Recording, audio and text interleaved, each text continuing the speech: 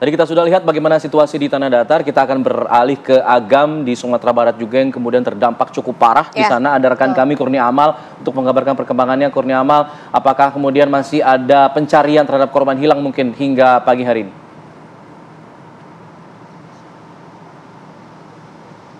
Alfat, Sira, dan juga pemirsa TV One untuk di Kabupaten Agam sendiri, tepatnya masih ada 1 orang yang masih dinyatakan hilang dan proses pencarian hari ini akan dilakukan sekitar pada pukul 8 pagi waktu Indonesia bagian Barat oleh tim SAR gabungan. Hari ini fokus dari tim SAR gabungan adalah untuk mencari 1 orang yang masih hilang dan juga fokus utama dari hari ini adalah pembersihan material vulkanik.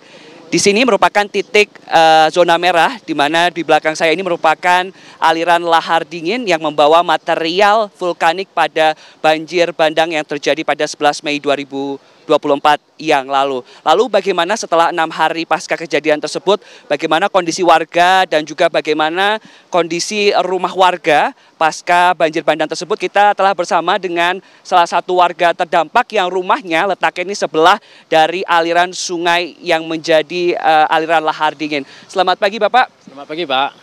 Bapak dengan Bapak siapa? Rinaldi Pak. Pak Rinaldi, bisa diceritakan mungkin ini usai 6 hari pasca banjir bandang, bagaimana kondisi rumah dan apakah ada kerugian material yang ditimbulkan Pak?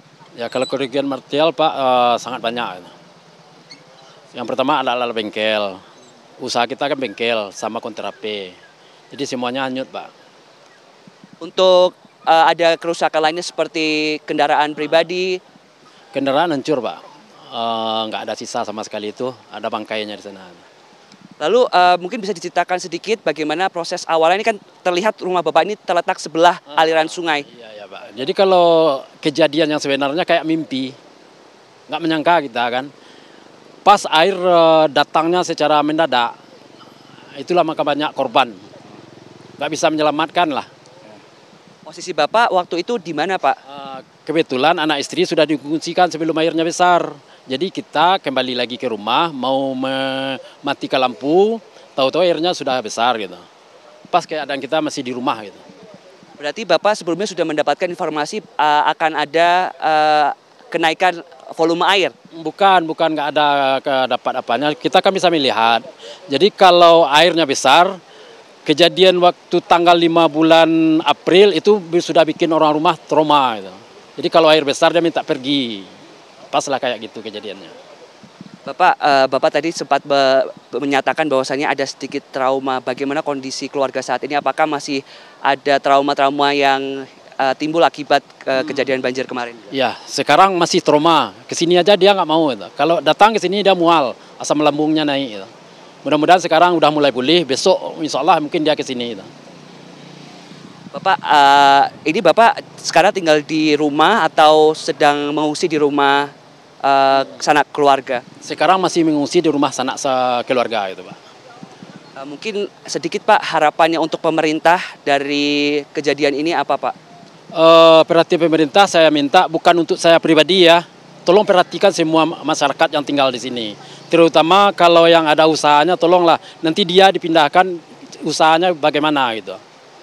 Tolong pemerintah pikirkan juga itunya. Nanti dia selamat, ekonominya payah kan, sama dengan bohong gitu. Berarti ini kedepannya akan direlokasi kah atau seperti Pak sudah ada pembicaraan lebih lanjut oleh pihak terkait Pak? Cuma cerita yang didengar harus pindah semuanya, tapi ganti rugi segala macamnya belum pernah. Nggak ada yang nyampe langsung, cuma isu-isu aja. Baik. Terima kasih Pak atas waktunya, kami turut prihatin dengan kejadian yang terjadi Pak. Iya, terima kasih. Sama-sama Pak. Ya, Alfat, Sira, dan juga pemirsa, itu tadi perbincangan saya dengan salah satu warga terdampak. Kerugian yang ditimbulkan ini bukan hanya kerugian material saja, bahkan untuk di Kabupaten Agam sendiri saat ini sudah ada sekitar 22 korban meninggal dunia, kemudian juga sekitar 20 orang ini luka-luka dan sekitar 989 kepala keluarga ini mengungsi di pengungsian yang letaknya tidak jauh dari tempat saya mengabarkan. Dan untuk saat ini fokus dari pemerintah setempat yakni adalah proses pendataan dari rumah-rumah terdampak, kemudian juga untuk fokus untuk melakukan pembetulan jalan terdampak supaya distribusi bantuan ke lokasi-lokasi terdampak ini dapat berjalan dengan baik. Kemudian dari pihak BNPB sendiri akan melakukan rekayasa cuaca karena memang proses evakuasi dan juga proses pembersihan ini sempat terhambat karena memang cuaca di tempat saya mengabarkan di Kabupaten Agam ini sering terjadi hujan berintensitas tinggi hingga rendah sehingga mengganggu proses evakuasi dan juga proses pencarian dari korban. Untuk sementara demikian laporan saya langsung dari Kabupaten Agam, kembali ke Anda di studio. Baik, terima kasih Kurnia Amal, informasi langsung dari Kabupaten Agam, Sumatera Barat. Tetap menjaga kesehatan dan kembali menjalankan tugas ya di sana ya Amal ya. Kita sama-sama mendoakan ya, semoga proses evakuasi pencarian satu korban ini dapat segera dilakukan ya tanpa ada hambatannya karena cuaca masih kurang menentu di sana. Betul sekali. Dan kita harapkan yang terbaik untuk warga sana, tetap tabah, mudah-mudahan situasinya segera normal kembali.